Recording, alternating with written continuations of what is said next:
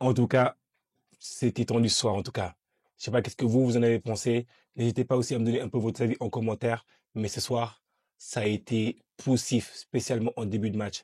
Beaucoup de choses à dire sur ce match-là, beaucoup également de choses à analyser, notamment cette composition d'équipe. Je pense que pour beaucoup, on n'a pas compris cette composition d'équipe de la part de Luis Enrique en début de match. On est habitué à être surpris de la part de Luis Enrique, mais je pense que c'était pas forcément la bonne composition. En tout cas, content d'avoir retrouvé notre Ligue 1. C'est notre habitude, notre débrief du week-end qui commence. En tout cas, content de vous retrouver également. Bienvenue sur la chaîne Parisienne Football. Bonjour à vous tous. Et sans plus longtemps tarder, on va rentrer dans le vif du sujet. On va analyser un peu cette performance de l'équipe du Paris Saint-Germain. Cette équipe du Paris Saint-Germain, en fait, comme j'ai indiqué initialement, j'ai eu beaucoup d'inquiétudes lorsque j'ai vu un peu cette composition d'équipe de la part de Lucien Enrique. Parce que déjà, de un, j'ai pas apprécié forcément la préparation physique, ni la préparation tout court de l'équipe. Parce que je pense qu'on est arrivé un peu arrogant. Arrogant par rapport au fait que on a fait 2 matchs de préparation. Donc, du coup, c'est absolument impossible. J'ai jamais vu ça. Jamais. C'est la première fois exactement que je vois une équipe qui arrive, qui a fait 2 semaines de reprise et qui, bah écoute, essaye de reprendre un peu son rythme dans la compétition. Donc, ouais, beaucoup de surprises en termes d'arrogance, en termes de préparation. Donc, du coup, je m'attendais un peu à quelque chose de beaucoup plus intensif. Mais bon, en tout cas, on fait confiance pour l'instant à Luis Enrique qui va mener à bien, on l'espère exactement cette saison. Quand j'ai vu un peu la composition d'équipe, je pense que j'ai failli avoir mon cœur qui a arrêté de battre par rapport au fait que, regardez bien cette composition d'équipe. Je vais vous la partager, comme ça, on va rentrer un peu dans le vif du sujet. Vous voyez cette composition d'équipe là. Nous, on s'est présenté exactement, le Paris Saint-Germain, enfin, le Havre s'est présenté en 4-3-3. Desma au but, arrière droit Nego, Operi, couleur gauche. Dans l'axe, il y avait Zinque, ainsi que Loris, le frère de Hugo Loris. Il y avait également en 3 milieux de terrain qui étaient euh, composés de Kozaïev, Touré, Ndiaye. Devant, il y avait Ketcha, Joujou ainsi que Casimir. Donc du coup, franchement, pour un peu compléter, enfin finir cette analyse par rapport au Havre, le Havre, j'ai envie de dire juste, franchement, vous êtes battu avec vos armes. Je pense que la saison qui va attendre le Havre, ça va être une saison difficile, difficile, parce que les droits TV ont impacté beaucoup de clubs et spécialement le Havre qui n'a absolument rien touché. Rien touché, c'est absolument incroyable de voir ça. Ils n'ont recruté aucun joueur. La plupart des joueurs qu'ils ont recrutés, c'est des joueurs qui étaient disponibles, sans pourtant verser d'indemnité de transfert parce que le Havre n'a pas les moyens de survivre actuellement. Il y a même des réductions en matière salariale, ainsi qu'un espèce de plan pour, afin d'éviter que le club soit dans la difficulté financière, du fait qu'il n'y a pas la manne financière qui est généralement versée du fait des droits TV beaucoup plus importants. En tout cas, bon courage à vous supporters du Havre parce que la saison, j'ai l'impression, elle va être longue, hein.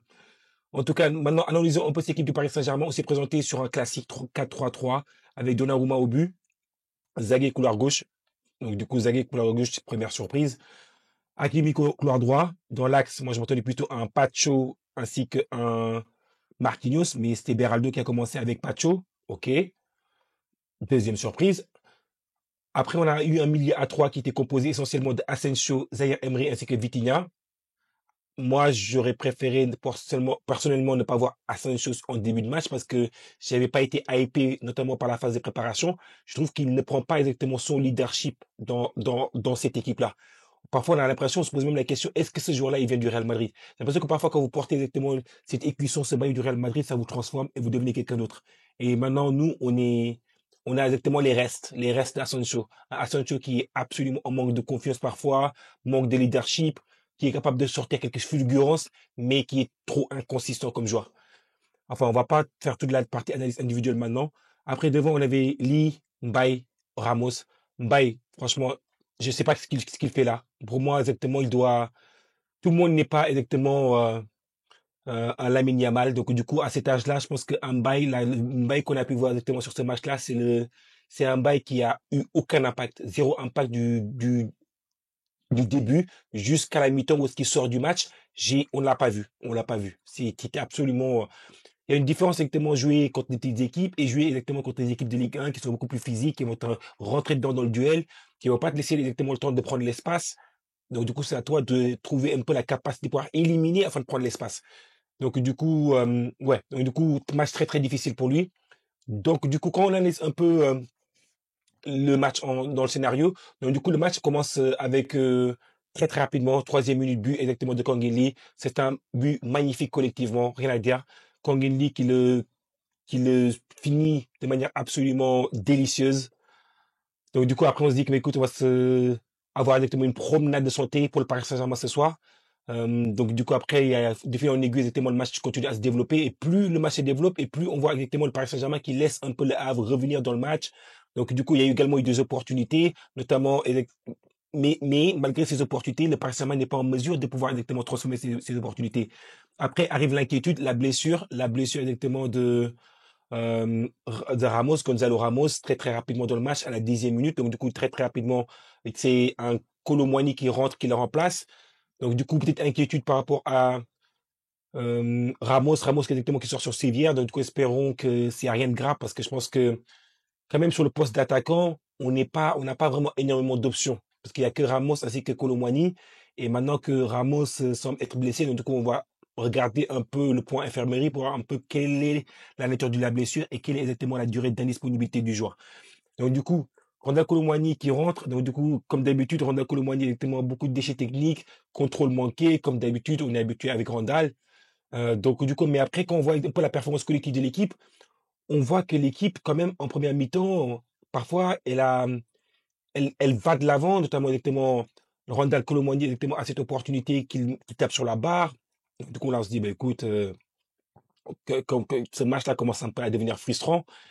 Après, bah, écoute, quand vous regardez un peu le match, ce qui se passe, c'est-à-dire que dès qu'on revient un peu de la pause, on a Gauthier Loris qui marque exactement sur cette frappe un peu lointaine, cafouillage un peu dans la surface, personne ne la touche, ça rentre directement au fond. Donc, du coup, là, on se dit, bah, écoute, là, on est encore parti pour une soirée galère, une soirée où est-ce qu'on aurait pu s'éviter, parce qu'on a eu quand même la barre de Randal Kolo Muani, même s'il la prend quand même assez bien, il n'y a rien à dire exactement sur la tête qu'il met malgré que peut-être qu'il aurait pu la placer un peu mieux. Mais donc, du coup, on se dit, bah, écoute, là, on va partir sur une soirée galère. La composition d'équipe, on n'y comprend rien. Donc, du coup, là, il décide exactement de faire quelques changements. Il remplace dès la reprise Mbaye par, par Joao Neves exactement qui rentre et qui peine un peu à rentrer dans le match. Et directement après, vous voyez que après l'égalisation, donc du coup là, on se dit, bah, écoute, les Havrais commencent à se sortir 10-15 minutes où est-ce que les Havrais commencent à sortir, à se lancer exactement prendre exactement la profondeur. Et là, on reconnaît les déficiences et les problèmes de Zagué. Zagué, je pense que ce joueur-là, il n'est pas prêt pour l'instant pour évoluer au Paris Saint-Germain.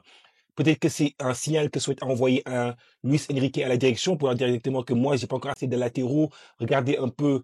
Peut-être que c'est un message juste avant la fin du mercato pour leur dire, bah, vous voyez, quand on n'a pas exactement un Mendes, Zagué, il va jouer à la place de Mendes et il n'est pas exactement actuellement au niveau afin de pouvoir le remplacer. Donc, du coup, est-ce que c'est un signal que Luis Enrique souhaite envoyer à sa direction? Ça, c'est une question. Parce que Zagué, il est inquiétant.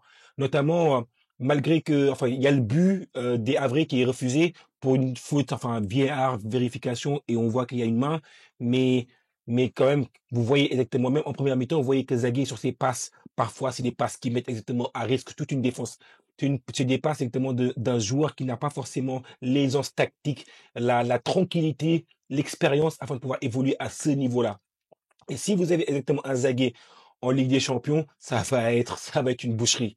Donc, du coup, je pense que le joueur, essentiellement, faut ne pas lui donner exactement trop de responsabilités, pas titulaire. Vous le faites rentrer exactement en cours de match quand vous menez 2-3-0, quand vous voulez éventuellement juste terminer un match, mais pas exactement en tant que titulaire. Si je pense que Zagué en titulaire, peut-être qu'il voulait récompenser un peu la partie préparation auquel il la prépare, mais en tout cas, Zagué, c'est trop limite pour le Paris Saint-Germain et c'est trop limite pour ce Paris Saint-Germain. Après, donc du coup là, puis après en cette, il décide exactement, Luis Enrique décide de faire exactement les changements qui sont nécessaires, notamment il fait entrer Ousmane Dembélé, Bradley Barcola, et là vous voyez exactement il y a un tout autre match. Bradley Barcola, il apporte exactement sa capacité à prendre l'adversaire dans le dos, à cette imprévisibilité qu'il est capable de mettre dans tout le match, où est-ce que le joueur va croire que il peut partir dans tous les côtés, et donc du coup le joueur ne sait pas comment gérer exactement un Bradley Barcola. Dembélé, lui, entre, beaucoup de déchets comme d'habitude. C'est du Dembélé, hein. Donc, du coup, parfois, ils vont vous faire un match comme ça où est-ce qu'il est très, très mauvais, ou parfois, exactement, ils vont faire un match où est-ce qu'il va être extraordinaire. Donc, du coup, c'est un peu tirage au sort, c'est un peu la loterie avec Dembélé. En tout cas, au moins, ce que j'aime avec Dembélé, c'est qu'il apporte exactement ce danger, cette instabilité pour l'adversaire, cette peur chez l'adversaire. Parce que avec Dembélé, vous ne savez jamais exactement est-ce qu'il est dans un bon soir, est-ce qu'il est dans un mauvais soir. Que vous avez parfois l'impression qu'il rate tout, et c'est là exactement qu'il vous fait un peu la différence. Et notamment, exactement, il réussit exactement à faire cette différence-là sur ce centre magnifique exactement de la part de Joao Neves. Et là, Dembélé la prend parfaitement et Dembélé marque exactement ce but. Et là, on se dit, ouf, enfin, on peut souffler un peu. Et en fait, dans la minute qui suit, Bradley Barcola qui marque exactement un but absolument splendide. Si vous ne l'avez pas vu, je vous le recommande. Allez regarder exactement sur YouTube ou sur peu importe exactement la plateforme. En tout cas, c'était un but qui était absolument beau. Puis enfin, contre-attaque, penalty obtenu exactement par Randal Colomwani et transformé par lui-même. Parce que je pense qu'il avait besoin aussi de confiance. Donc, du coup, je pense que c'est bien qu'il ait pris ce penalty-là. Il demande, vous avez vu un peu, il est un peu pas sûr. Donc, du coup, il demande un peu aux autres. Et je le prends, je le prends. Et je pense qu'il y a besoin de lui donner un peu de confiance parce que je pense qu'on aura besoin d'un Randal Colomwani durant cette saison-là. Donc, du coup, c'est important qu'il gagne également en confiance et qu'il ait pris ces pénaltys-là. Donc, du coup, bon match exactement des entrants. Donc, du coup, ces joueurs-là ont montré que c'est eux les titulaires dans cette équipe-là. Ousmane Dembélé, Bradley Barcola. Kang In Lee a joué, a fait un match assez bon pour moi. Malgré exactement son qu'il tape le poteau au bout d'un moment à la barre. Mais son match dans l'ensemble était quand même un bon match dans l'ensemble. Malgré qu'avec Kang In Lee, ce que j'aime pas et que je continue de ne pas aimer parce que je continue à le voir. C'est-à-dire que c'est un joueur qui parfois, il ne va pas vers l'avant. Il va revenir exactement à chaque fois à l'arrière quand c'est lui qui est susceptible d'être le créateur de cette équipe-là. Parce que si on le voit exactement comme étant un offensif qui est inoffensif parfois. Et ça, parfois, un peu, ça m'inquiète par rapport à Kongedi. Et je pense qu'il doit travailler sur ça pour être le joueur qui va toujours de l'avant, comme un Kevin De Bruyne. Ne pas absolument besoin de revenir en arrière pour se rassurer. Non, faut aller de l'avant. Quand on regarde un peu maintenant les statistiques du match, mais du coup, en termes d'opportunités, le Paris Saint-Germain a quand même attiré 15 fois au but contre 5 du côté Havre. Après, on a eu 11 tirs cadrés contre 2 côtés Havre. Possession de balle, 76%. On les a absolument atomisés au niveau de la possession de balle. Ils ont eu que 24% de possession parce que le Havre a eu vraiment beaucoup de mal. Ils couraient après le ballon, malheureusement.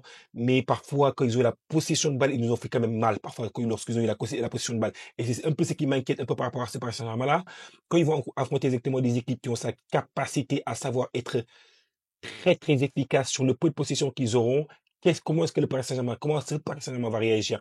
Mais en tout cas, ce qui m'a emballé, c'est la capacité technique de ce Paris Saint-Germain à dominer son adversaire parce qu'il y a des joueurs de ballon. Joao Neves, c'est un joueur de ballon. Barcola, c'est un joueur de ballon. Dembélé, c'est un joueur de ballon. Vitinha, c'est un joueur de ballon. Zaire Emery, c'est un joueur de ballon. Franchement, je pense que cette équipe-là, elle commence à être impressionnante. Et je pense que il faut laisser du temps à cette équipe-là pour pouvoir se développer et grandir. Je sais pas exactement si c'est peut-être cette année-là, on pourra faire quelque chose de grandiose quelque part en Ligue des Champions. Mais je pense que dans le championnat, c'est une équipe qui est jeune, moyenne d'âge 24 ans. Donc, du coup, je pense qu'il faut laisser à cette équipe grandir, se développer. Et quand Désiré Doué va venir, il va encore plus réduire la moyenne d'âge. Vous voyez exactement la jeunesse parisienne. C'est une stratégie qui est un peu à long terme avec ce Paris Saint-Germain. En termes de passes réussies, enfin, ainsi que les passes réussies, il y avait 93% du côté de Paris Saint-Germain et 75% côté Havre. Ça vous montre un peu les déchets techniques qu'ont eu les joueurs du Havre. Généralement, je vous dis que quand une équipe a moins de 80% de possession de balle, ou de passes réussies, pardon, ça veut dire que cette équipe-là, elle a beaucoup de déchets techniques. Et cette équipe du Havre avait trop de déchets techniques pour pouvoir rivaliser avec ce Paris Saint-Germain-là. Ils ont commis également beaucoup de fautes, 11 contre Havre contre 9 côté parisien. Au niveau des corners, bah écoutez, on a eu 8 corners, ils ont eu 2 corners. Là, pour l'instant, quand on regarde un peu le classement de la Ligue 1, Paris est premier, 3 points parce que c'est la seule équipe qui a joué son match. Et donc, du coup, demain, il y aura également les autres matchs de championnat. En tout cas, franchement, en termes d'analyse, c'est encore trop tôt pour pouvoir un peu pousser l'analyse tactique, analyser un peu, voir un peu les formes du moment, parce que là, pour l'instant, les joueurs sont un peu en train de monter un peu en puissance. On a eu une préparation qui était très pauvre, comme je vous ai indiqué, une préparation qui n'a absolument pas duré. Donc, du coup, c'est une préparation qui a duré juste 2 matchs. C'est, comme je vous ai dit, c'est la première fois exactement que je vois une équipe qui fait une préparation de 2 matchs et qui a repris il y a 2 semaines. Là, maintenant, exactement, il va falloir monter en puissance comme on a pas eu la préparation. Mais peut-être que Luis Enrique également, il pense au fait qu'il y a la Ligue des Champions. La Ligue des Champions, exactement, elle va jouer jusqu'à quasiment fin janvier. Donc, du coup, c'est-à-dire que ça va plus tirer dans les jambes. Du coup, peut-être qu'il souhaite avoir une équipe beaucoup plus fraîche à ce moment-là et ne pas trop tirer sur l'aspect physique en début de saison. Peut-être que c'est un peu son pari pour cette saison-là.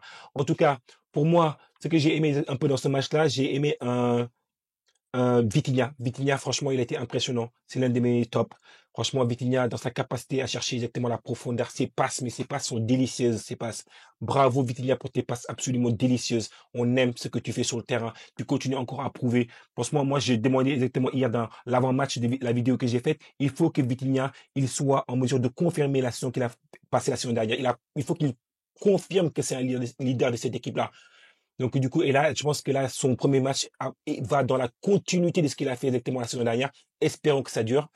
Après, par rapport à également à la défense, franchement, j'ai aimé malgré tout la composition, enfin la défense centrale, malgré que j'étais un peu pas trop rassuré, parce que moi, ce que j'aime pas par rapport à Beraldo, c'est que c'est un joueur qui est très très lent.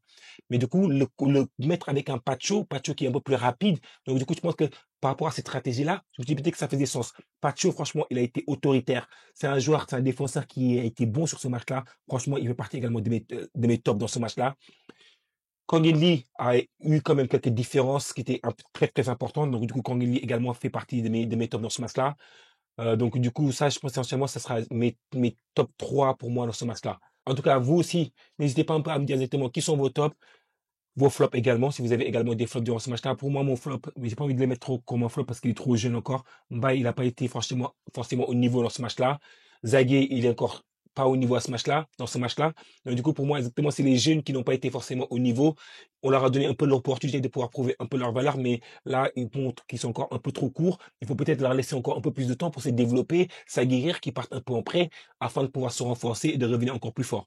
En tout cas, lâchez-moi exactement un peu, dites-moi un peu ce que vous pensez en commentaire. N'hésitez pas aussi à liker la chaîne parce que ça aide au développement. Merci beaucoup à la team. Vous êtes absolument magnifique. Je vous kiffe à la moitié. À très, très bientôt. Donc, du coup, là, je pars un peu en vacances. Donc, du coup, en tout cas, j'ai hâte de vous retrouver. Donc, du coup, là, c'est les vacances un peu au Maroc. Donc, du coup, je continue également aussi un peu à faire des petits shorts pour vous lorsque sur le marché des transferts pour vous tenir informé comme d'habitude de ce qui se passe. En tout cas, merci beaucoup la team. On se revoit très, très bientôt et à très, très bientôt. Ciao, ciao.